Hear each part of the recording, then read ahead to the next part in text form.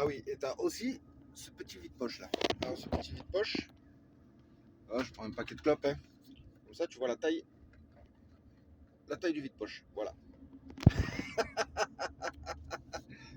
En fait, chez Renault, t'as plein de petits tiroirs comme ça. T'as plein de petits. Alors tu peux mettre des clopes, des briquets, des clés, mais voilà, c'est tout. Voilà. En haut, voilà, il y a ce placard. Là-dedans, il y a tout ce qui est matériel de sécurité. Casque, lunettes, tout ça. Ça me prend tout ce placard. Le placard du haut, là, le petit, là, le central, là, c'est là où je mets tout ce qui est documents véhicule. Donc c'est la pochette avec le livre qui explique tout ce truc. En dessous, je mets tout ce qui est papier du boulot.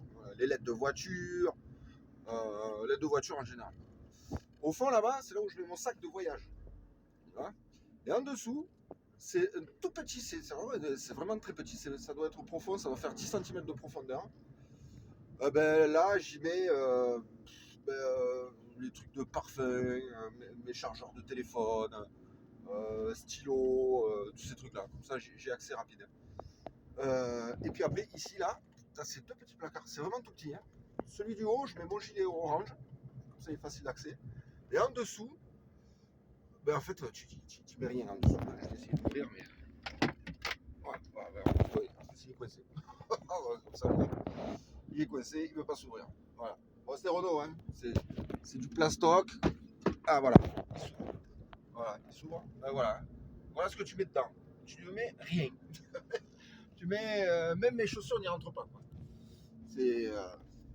C'est Renault, quoi. Renault. Renault. Voilà. T'as ça. Après, je vais vous faire une petite démonstration couchette. Alors, la couchette, vous voyez, c'est ça. Hein. C'est une planche, une mousse. Et chez Renault, ce qu'ils ont fait de bien, c'est que la mousse, c'est de la merde. Hein. Franchement, c'est pas du tout confortable. Ça fait 4 ans que je dors là-dessus. J'ai le dos en vrac. J'ai une double tendinite aux épaules. C'est vraiment de la grosse merde.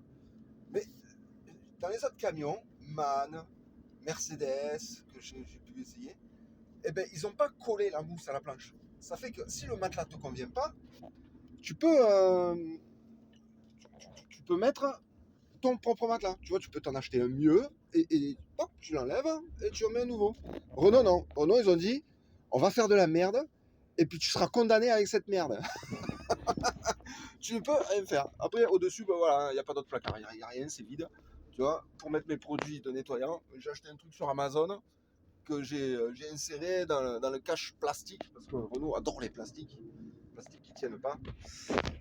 Et puis voilà, hein, vous avez à peu près le tour de l'habitacle. Après, je vous ferai une démonstration parce que ces placards, c'est la porte battante.